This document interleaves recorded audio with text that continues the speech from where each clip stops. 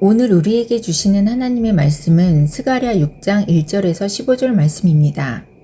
내가 또 눈을 들어본즉 내 병거가 두 산 사이에서 나오는데 그 산은 구리산이더라. 첫째 병거는 붉은 말들이, 둘째 병거는 검은 말들이, 셋째 병거는 흰 말들이, 넷째 병거는 어룽지고 건장한 말들이 메었는지라. 내가 내게 말하는 천사에게 물어 이르되 내 주여 이것들이 무엇이니까 하니 천사가 대답하여 이르되 이는 하늘의 내 바람인데 온 세상의 주 앞에 서 있다가 나가는 것이라 하더라. 검은 말은 북쪽 땅으로 나가고 흰 말은 그 뒤를 따르고 어룽진 말은 남쪽 땅으로 나가고 건장한 말은 나가서 땅에 두루 다니고자 하니 그가 이르되 너희는 여기서 나가서 땅에서 두루 다니라 하매 곧 땅에 두루 다니더라. 그가 내게 외쳐 말하여 이르되 북쪽으로 나간 자들이 북쪽에서 내 영을 쉬게 하였느니라 하더라. 여호와의 말씀이 내게 임하여 이르시되 사로잡힌 자 가운데 바벨론에서부터 돌아온 헬데와 도비아와 여다야가 스바냐의 아들 요시아의 집에 들어갔나니 너는 이날에 그 집에 들어가서 그들에게서 받되 은과 금을 받아 면류관을 만들어 여호사닥의 아들 대제사장 여호수아의 머리에 씌우고 말하여 이르기를 만군의 여호와께서 이같이 말씀하시되 보라싹이라 이름하는 사람이 자기 곳에서 돋아나서 여호와의 전을 건축하리라. 그가 여호와의 전을 건축하고 영광도 얻고 그 자리에 앉아서 다스릴 것이요 또 제사장이 자기 자리에 있으리니 이 둘 사이에 평화의 은원이 있으리라 하셨다 하고 그 면류관은 헬렘과 도비아와 여다야와 스바냐의 아들 헨을 기념하기 위하여 여호와의 전 안에 두라 하시니라. 먼데 사람들이 와서 여호와의 전을 건축하리니 만군의 여호와께서 나를 너희에게 보내신 줄을 너희가 알리라. 너희가 만일 너희의 하나님 여호와의 말씀을 들을진대 이같이 되리라. 아멘. 오늘 본문은 스가랴가 본 8번째 환상이자 마지막 환상을 기록하고 있습니다. 마지막 환상은 두 구리산 사이에서 네 병거가 나오는 환상입니다. 구리는 고대인들 사이에서 매우 가치 있는 물건으로 여겨졌는데 강하고 꺾을 수 없는 누구도 대항할 수 없는 하나님의 준엄한 심판을 의미합니다. 그리고 산은 조금도 흔들리지 않는 하나님의 공의를 상징합니다. 그러므로 두 구리산이란 하나님의 경륜이 흔들림 없이 확고하게 진행될 것임을 상징합니다. 이 구리산에서 나온 네 병거들은 무엇인가? 스가랴가 묻습니다. 이때 천사가 말하기를 하늘의 네 바람이라고 했습니다.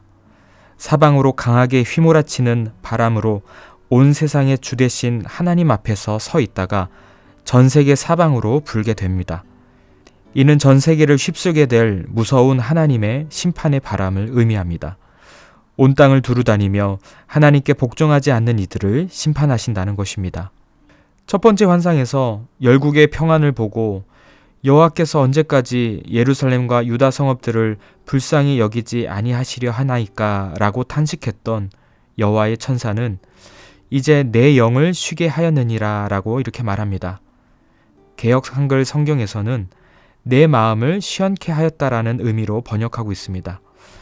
왜냐하면 이스라엘을 괴롭히던 북방의 원수들이 심판당해 멸망당했으므로 하나님의 분노가 사라져 그 마음이 시원해졌기 때문입니다. 결국 평온하였던 열국, 이방 나라에 대한 심판이 마침내 이루어진 것입니다. 이전에 나타난 환상에서는 하나님께서 자기 백성을 징벌하여 깨우치길 원하셨습니다. 이를 위해 이방 나라들을 그 도구로 사용하셨습니다. 그러나 그들이 하나님의 도구로서 자신들의 주제를 파악하지 못하고 교만해졌습니다. 하나님의 백성들을 향한 지나친 핍박으로 이방 나라들 역시 하나님의 징계를 받게 되었습니다. 결국 마지막 날에 하나님은 모든 원수를 멸하시고 자신의 백성을 회복시키심으로 하나님 나라를 완성하실 것임을 보여주신 것입니다. 오늘 본문에서 바람이라고 표현하고 있지만 영어 성경에는 스피릿이라는 단어를 사용해서 하나님의 영으로 번역했습니다. 바람을 의미하는 루하흐는 성령과 같은 의미로도 쓰입니다. 즉 하늘의 모든 영들이 마치 말이 이끄는 병거처럼 그렇게 온 땅을 두루 다닌다는 것입니다. 이것은 하나님의 통치가 보편적으로 이루어짐을 나타냅니다. 두 구리산 사이에서 나오는 여러 가지 색깔들의 말들이 단 한 곳도 빼놓지 않고 병거를 이끌고 달려갑니다. 이처럼 하나님의 통치는 교회나 영적인 영역에만 국한되는 것이 아니라 세상의 모든 영역에서 이루어진다는 것입니다. 지금 국제 정세가 힘있고 강력한 군사를 가지고 있는 강대국에 의해서 좌우되는 것처럼 보이지만 온 세상을 다스리시고 통치하시고 주관하시는 분은 하나님이십니다.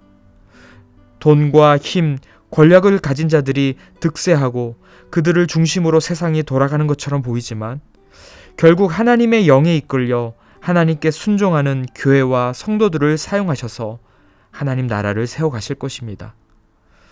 오늘날 성령에 이끌려 교회로 세워진 우리에게는 이 환상이 많은 위로와 은혜가 됩니다. 하나님은 역사의 주관자라는 사실과 하나님의 백성의 대적자들을 반드시 멸망시키신다라는 그 사실에 우리는 큰 위로를 얻게 됩니다. 영광이 수치가 되고 거짓이 진실로 둔갑한 오늘의 현실이 고통스럽지만 마지막 날에는 악의 진상이 다 드러날 것이고 모든 상황은 역전될 것입니다. 이 위로와 은혜가 오늘 하루를 살아가는 모든 성도님들에게 충만하시기를 소망합니다. 9절부터는 지금까지 8가지 환상을 본 스가랴에게 하나님의 명령이 임하는 장면입니다. 환상에 대한 최종 결론이라고도 할 수 있는데요. 스가랴 선지자에게 주신 놀라운 명령과 소명은 대제사장 여호수아를 영광스럽게 하는 것입니다. 뜻밖의 바벨론에게서 돌아온 포로들 가운데 은과 금이 풍부한 사람들이 있었습니다. 그 사람들에게 가서 은과 금을 취해서 대제사장 여호수아의 머리에 은과 금으로 된 관을 씌우라는 말씀입니다. 그렇게 대제사장 여호수아에게 면류관을 씌운다는 것은 무슨 뜻일까요? 그는 앞으로 성전을 책임져야 할 사람이고 성전 예배를 주관해야 할 사람입니다. 그가 존귀와 영광을 받는 모습을 보게 하므로 성전이 재건된 것을 꿈꾸게 하신 것입니다. 성전이 아직 기초밖에는 겨우 드러난 것이 없습니다. 그럼에도 불구하고 이미 성전은 재건된 것과 마찬가지였습니다. 그 성전을 담당하는 대제사장 여호수아에게 면류관을 미리 씌워서 성전에 임할 하나님의 완전한 영광을 보게 하셨기 때문입니다. 미리 성취된 것을 볼 수만 있다면 우리는 낙심하지 않을 것입니다. 우리는 지난 몇 달 동안 주일 예배 담임 목사님 설교를 통해서 요한계시록을 살펴보았습니다. 7교회의 모습을 보았고 교회가 당할 환난과 핍박을 보았기 때문에 이 땅에 일어나는 교회의 불완전한 모습에 절망하지 않을 것입니다. 또한 하늘의 온전한 교회를 보았고 그곳에서 이루어지는 온전한 예배를 보았기 때문에 우리는 결코 이 땅의 불완전한 것들에 목숨을 걸지 않을 것입니다.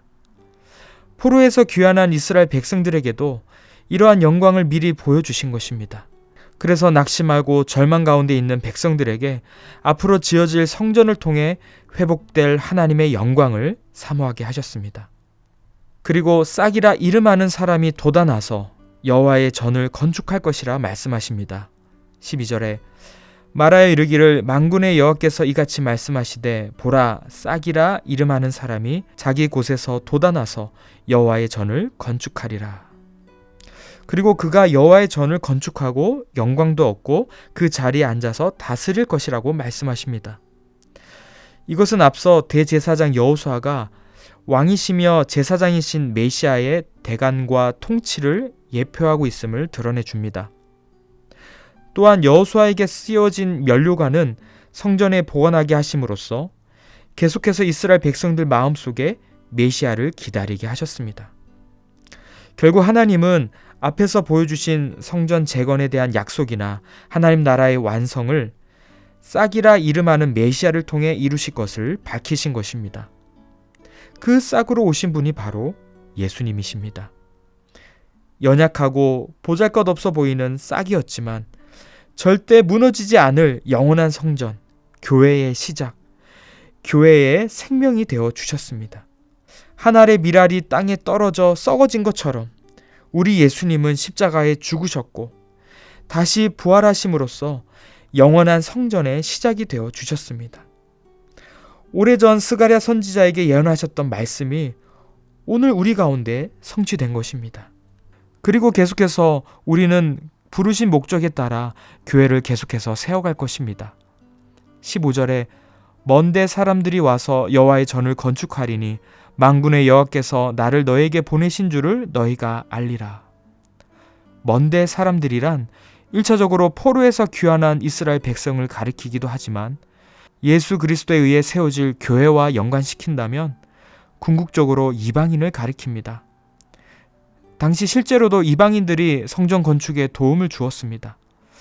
더구나 예수님을 통해 신약 시대에는 많은 이방인들이 교회로 모이게 되었습니다. 이방인이었던 우리가 교회로 세워진 것을 볼 때 우리도 계속해서 전도하고 선교함으로써 이 말씀에 순종해야 할 것입니다. 해외에 많은 교회를 개척하고 그곳에 선교사님들을 후원하고 기도로 중보하고 있습니다. 그리고 국내에 들어온 이주 근로자들과 유학생들에게 복음을 전하며 예수 그리스도의 몸된 교회를 세워가고 있습니다. 매 주일 세종대와 광주 서문센터를 통해 하나님이 그들을 교회로 세워가시는 것을 경험하고 있습니다. 사랑하는 성도 여러분, 저와 여러분들이 하나님께서 날마다 지어가는 성전의 재료로 사용하신다는 사실을 기억하시기 바랍니다. 오늘도 우리를 교회로 세우시기 위해 부르셨음을 기억하시면서 영광과 기쁨을 하나님께 올려드리는 복된 하루 되시기 바랍니다.